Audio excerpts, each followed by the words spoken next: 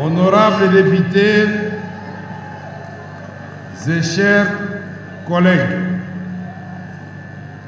au moment où l'honneur m'échoit d'assurer la direction de l'Assemblée nationale, permettez-moi, en dépit de l'émotion ressentie, habituellement en pareille circonstance, car il arrive des moments dans la vie où vous sentez que la parole est insuffisante pour traduire le sentiment qui vous anime, car traversé par des émotions parfois contradictoires. En prenant la parole devant vous aujourd'hui, je ne peux m'empêcher d'évoquer la main de l'Éternel qui, se plaçant au-dessus de nos insuffisances, a permis que ce jour arrive pour qu'ensemble nous soyons mobilisés afin de servir notre nation, pour que nous soyons présents pour affronter les défis auxquels elle fait face actuellement. Mes remerciements s'adressent à Dieu, notre Seigneur et notre Créateur, au président de la République, chef de l'État, commandant suprême des forces armées de la République démocratique du Congo, à qui notre peuple a renouvelé sa confiance et à qui encore je rends mes hommages les plus déférents. Je vous demande d'applaudir et le tout-puissant Dieu créateur et son serviteur Félix Antoine Tshisekedi Tshilombo de façon frénétique. Je voudrais aussi remercier le peuple congolais et vous, mes chers collègues députés, qui viennent de me charger de conduire notre destinée parlementaire à bon port. Cet événement intervient au moment où les ennemis de la démocratie ont agi de manière criminelle contre notre État, sémant à l'Est et maintenant à l'Ouest un fleuve de sang dans une aventure de prédation qui n'a que trop duré et à laquelle nous sommes déterminés de mettre fin. Dernièrement encore, nous déplorons l'incursion d'un commando non autrement identifié et lourdement armé qui a tenté en vain de déstabiliser les institutions de la République et dont ma famille et moi-même avons été victimes, et nous avons eu la vie sauve grâce à la miséricorde divine.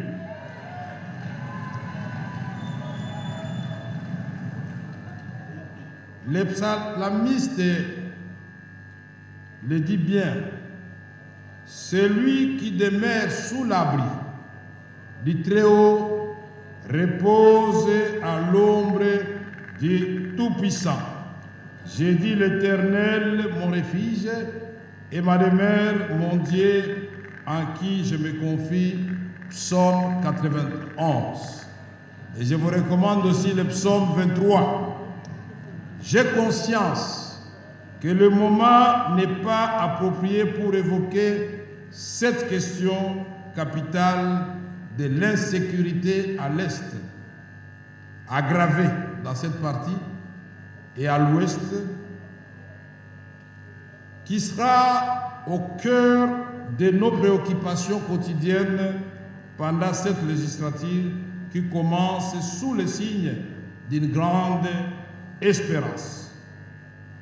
Comment ne pas saluer l'exercice démocratique minutieusement mené par le bureau provisoire et spécialement le savoir-faire du président Mbosso Christophe, grâce à ces jeux démocratiques, nous avons aujourd'hui un bureau définitif équilibré où les critères de la géopolitique et de la représentation suffisante de la femme, comme l'a souhaité le président de la République, ont été respectés. Je dirais que c'est pour la première fois dans l'histoire parlementaire de notre pays où le président de l'Assemblée nationale, naturellement, qui tient le marteau apparaît comme l'arbitre, à 3 femmes et 3 hommes, à tous les âges, les jeunes et les sages. C'est extraordinaire. Je dirais que j'ai beaucoup de chance de vivre ce moment de l'histoire. Honorables députés, nous devons afficher l'unité. Et cette unité ne peut se refaire là où elle a été fusillée que par la reconquête de la dignité et de l'honneur, de la noblesse qui accompagne le travail parlementaire. C'est pourquoi je nous invite à plus d'abnégation et de sacrifice, car être parlementaire, c'est doit d'être vécu comme un devoir sacré et non un statut de privilège. Nous devons demeurer aux côtés de nos électeurs, j'allais dire aux côtés du peuple congolais. Nous irons ensemble devant ce même peuple pour lui présenter les résultats de notre travail et il devrait ainsi nous recevoir avec allégresse à condition que nous ayons travaillé profondément à l'amélioration de ces conditions de vie. Honorables députés et chers collègues, pour mieux accomplir cette mission constitutionnelle, il nous faut la réhabilitation du député national dans son honneur et dans sa dignité.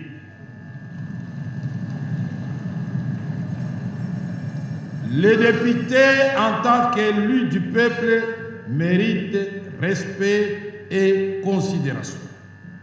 Pour cela, chers collègues, vous pouvez compter sur moi, collectivement, mais aussi individuellement, pour qu'ensemble nous rendions à l'Assemblée nationale ces lettres de noblesse et faisons d'elle un véritable temple d'expression démocratique où le débat démocratique aura bel et bien lieu, majorité très significative et l'opposition, malgré sa dimension, que de ces débats, de cette dialectique, puisse jaillir la lumière qui va baliser le chemin de la réalisation du rêve de son Excellence, Monsieur le Président de la République, Félix Antoine Tshisekedi Tshilombo, de restaurer à notre pays son rôle du moteur du décollage de l'Afrique subsaharienne. Honorables députés, chers collègues, nous allons ensemble, dans l'union des intelligences, transformer ce qui apparaît actuellement comme une malédiction de nos ressources naturelles en un véritable atout qui va placer la RDC, la République démocratique du Congo, au cœur de la transition énergétique à laquelle l'humanité est contrainte suite aux effets néfastes du changement climatique. Et dans cette vision, la RDC sera non seulement pourvoyeur de la paix et du développement pour ses voisins, mais pour l'ensemble de l'Afrique subsaharienne.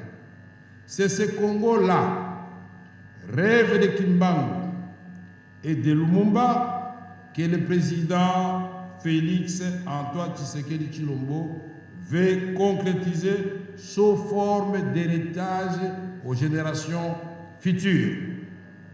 Honorables députés, que cette législature soit celle de stabilité institutionnelle, qu'elle soit celle des réformes pertinentes et courageuses, qu'elle soit celle de la compétence dans le contrôle parlementaire, mais aussi celle de l'équité et de la justice. Nous ne pouvons y parvenir qu'en travaillant en équipe et dans la discipline, en respectant l'heure de travail, en ayant une régularité dans le contrôle parlementaire et dans la production législative. C'est au prix de cette discipline qui n'aliénera ni votre liberté, ni votre esprit d'initiative que nous serons en mesure d'assurer la cohérence du travail parlementaire et d'aborder sereinement les défis de cette législature. Honorables députés et chers collègues, je voudrais évoquer ici les questions de la diplomatie parlementaire. Les honorables députés devront s'impliquer non seulement dans les questions de coopération régionale et internationale, mais également des questions qui concernent le retour de la paix à l'est de notre pays. Personne n'ignore que la République démocratique du Congo fait face actuellement à une agression féroce dans sa partie est causée par le Rwanda et l'Ouganda. Pour cela, je voudrais vous demander de bien vouloir vous lever pour observer 1 minute de silence en mémoire de tous les morts à l'est du pays, et spécialement ceux qui ont été touchés par les obus lancés par le M23 dans le cas des déplacés civils à Mugunga, dans les encablures de Goma.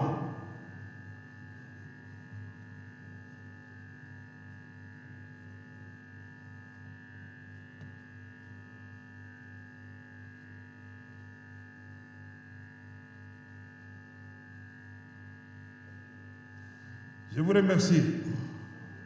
Honorables députés et chers collègues, la paix est possible. Pour le gouvernement congolais, la recherche de la paix ne souffre d'aucun doute. La guerre nous est imposée. L'urgence de restaurer la paix et la sécurité et de stopper définitivement cette guerre injuste que nous subissons, ainsi que toutes les atrocités qui s'ensuivent, s'impose. Plus elle dure, plus elle cause des dégâts humains et matériels chez nous. N'oublions pas que la guerre se déroule sur le territoire congolais. Honorables députés et chers collègues, les points inscrits à l'ordre du jour aujourd'hui étant épuisés, comme l'a si bien dit le président du bureau provisoire, l'honorable Mbosso, les matières ayant été bien fixées dans la Constitution, et aujourd'hui, le point de chute, c'était l'installation.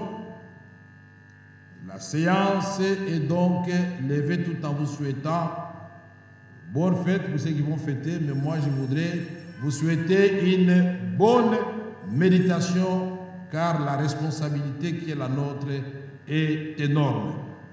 La séance est levée.